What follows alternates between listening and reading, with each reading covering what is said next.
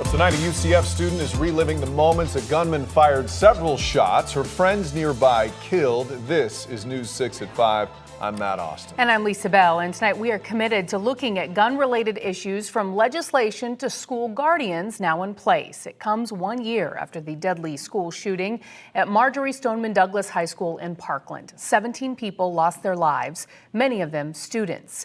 News 6 anchor Ginger Gadsden begins our coverage at 5. She is live in Parkland tonight. And Ginger, the student you spoke with now lives here in Central Florida.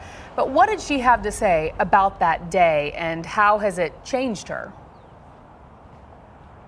Yeah, Lisa and Matt, Valentine's Day 2018 has profoundly changed the way Caitlin Jesenowski sees just about everything. She still has nightmares about the day Nicholas Cruz shot into her classroom, killing 2 of her classmates. But she says she refuses to let that day define her future. Caitlin Jesenowski is an impressive college freshman. She's smart, ambitious, and athletic. And like most 19-year-old college students, just trying to navigate her way through freshman year at UCF. But she has experienced something many of us pray we never will. Here's what we know right now. This happened at Marjory Stoneman Douglas High School. Caitlin was inside one of the classrooms when Nicholas Cruz opened fire last Valentine's Day. When I got to 4th period, the last thing I remember, they were handing out carnations actually for Valentine's Day. And then the shots came, the first set, and we all kind of looked at each other like what, like in a panic, and then everyone dove and separated into different corners. So I ran to the corner diagonal from the door, which there's a computer cart there, and I moved the computer cart, and 3 of us ended up getting behind the computer cart, and as soon as we got down there, the shots came through our door. Quick thinking to get behind a computer cart likely saved her life, but it was too late for 2 of her classmates. Like the next thing you know, I look up and Helena and Nick are right in front of me. And the first thing I do is grab Helena's hand, and I try to check her pulse, and I couldn't find anything. Within minutes, 17-year-old Helena Ramsey and 17-year-old Nick DeWarrett were dead. Caitlin held Helena's hand, trying to reassure her.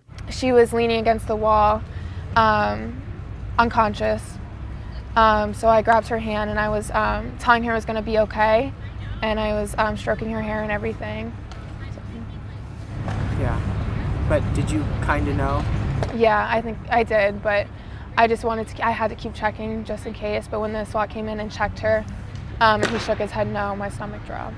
That day forever changed how Caitlin sees the world and how she reacts when she's out in it. Everywhere I go, I have to see like if something happened, an exit or what I would do. Like I have to have a plan in mind, and it's kind of just like an automatic thing. I just like look around and be like, okay, check.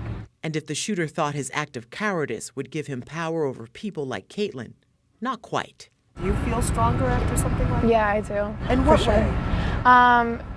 Emotionally, I feel like I see life on a more positive aspect. I try to spread love and like see everything more positively. I'm also not afraid as many things as I was before. I think if I can get through that, then I can get through most things. And back out here live at Parkland, she is definitely a tough young lady. She knew all along she wanted to have a career where she could help others, and that day helped her decide that she would go into nursing. And I think that is a fitting field for a young lady who really was heroic on that day. Back to you. Incredible story, Ginger. Thank you. And we will see you again in about 30 minutes. To read more about each of the victims of the Parkland school shooting, head to clickorlando.com/gunviolence. We have images of each of the victims and comments from their families.